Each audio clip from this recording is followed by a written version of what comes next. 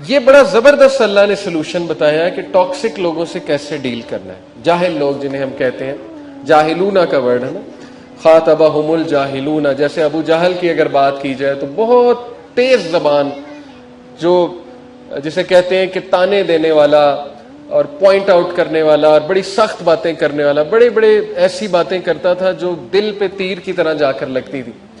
جیسے ابن مسعود رضی اللہ عنہ, وہ پورا ایک واقعہ ہے کہ ابن مسعود ابو بکر صدیق کے ساتھ جا رہے تھے, تو اس نے وہ گھوڑے پر آ رہا تھا گلی سے اور بڑے تکبر کے ساتھ آ رہا تھا. اس کے ہاتھ میں ایک ہنٹر تھا, وہ اس نے مارا ابن مسعود کے منہ پہ, انہیں گرایا اور کہا کہ یہ, اور ہنسنے لگ گیا اور کہا یہ دیکھو اس کی ٹانگیں دیکھو. وہ ابن مسعود ظاہر ہے وہ کپڑے دھوتی ٹائپ پہنا کرتے تھے, تو ٹانگیں پتلی پتلی تھی ابن مسعود رضی اللہ عنہ کی, باقاعدہ اس کا ذکر آتا ہے. تو کہتا ہے کہ یہ دیکھو اس کی ٹانگیں, یہ گڈریا, یہ شیفرڈ, یہ غریب آدمی, یعنی یہ ڈیگریڈڈ ذلیل آدمی, نعوذ باللہ, اس سے ڈراتا ہے ہمیں محمد کہ یہ ہے میری آرمی. دیکھیں کس طرح کی بات ہے, دل میں سیدھا لگنے والی. اور کیا صبر سکھایا تھا اللہ کے نبی صلی اللہ علیہ وسلم نے صحابہ کو. خاموش رہے ابن مسعود, حالانکہ کوئی اور ہوتا وہ وہاں پر اٹھ کے اچھا خاصا جو ہے وہ ہٹ بیک کرتا. ابو بکر صدیق ساتھ کھڑے تھے, ابو بکر صدیق نے انہیں اشارہ کیا کام ڈاؤن. تو ایگزیکٹ یہ آیت اس وقت انہوں نے جو ہے وہ امپلیمنٹ کی. اور بڑا خوبصورت واقعہ ہے کہ حضرت عمر رضی اللہ عنہ اس وقت مشرک تھے, وہ وہاں سے گزر رہے تھے, تو حضرت عمر نے ان کو ہاتھ دیا, ابن مسعود کو یوں ہاتھ دیا اور اٹھایا اور آگے چلے گئے. تو ابن مسعود نے کہا کہ واللہ اللہ کے نبی کی دعا تمہارے بارے میں قبول ہوگی. تو حضرت عمر ایک دم رک گئے اور انہوں نے پیچھے دیکھا اور انہوں نے کہا کیا مطلب.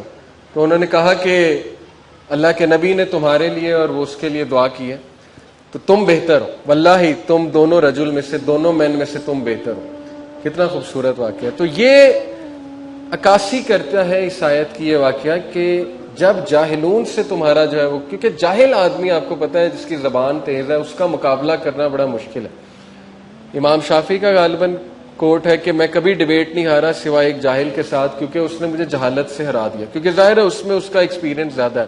You can not defeat a person جو, لیکن یہ کہ ہم اس کو اپلائی کچھ ایسے بھی کرتے ہیں کہ قالوا سلامہ کا مطلب نا, مطلب ہم باقاعدہ یہ آیت کوٹ کر دیتے ہیں اور ہم اس کو باقاعدہ چڑھانے کے لیے یہ آیت سناتے ہیں جس کو ہم جاہل سمجھتے ہیں, اور پھر کہتے ہیں السلام علیکم, تاکہ وہ چڑھے بھی, اس کے دل میں جا کے لگے کہ تم جاہل ہو.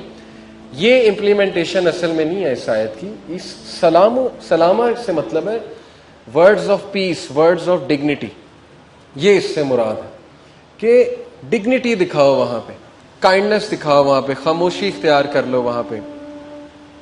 بہت امپورٹنٹ ہے یہ, یقین کریں. سائیکولوجیکلی اسپیکنگ ٹاکسک لوگوں کے ساتھ ڈیل کرنے کا, کیونکہ جو آپ کو بلی کر رہا ہے, اگر آپ زیادہ افیکٹ ہوں گے تو وہ زیادہ چڑھائی کرے گا, کیونکہ اسے وہ ایک چانس مل جائے گا کہ یہ تو افیکٹ بھی ہو رہا ہے. اور ہر بات کا جواب دینا یہ بالکل بھی وائز وزڈم نہیں ہے کہ ہم ہر بات کا جواب دیں اور ہر بات پہ پریشان ہو جائیں اگلے کے. دیکھیں سفیان الثوری نے کہا تھا کہ if you know about yourself you will not be harm by what other people say about you. Self awareness. Self awareness کہاں سے آتی ہے؟ یہ بڑے ڈیپ کانسیپٹس ہیں, میں نے ان پہ بہت بات کی ہوئی ہے, چونکہ میرا نفسیات میں بھی تھوڑا انٹرسٹ ہے. اس کو ہم کہتے ہیں internal validation. Internal validation versus external validation. جو ویک پرسنالٹی ہے جس کو اللہ کا تعارف نہیں ہے, وہ ایکسٹرنل ویلیڈیشن لیتے ہیں. ایکسٹرنل ویلیڈیشن سے مراد ہے کہ باہر سے ویلیڈیشن لیتے ہیں, انہیں باہر سے پریز چاہیے ہوتی ہے.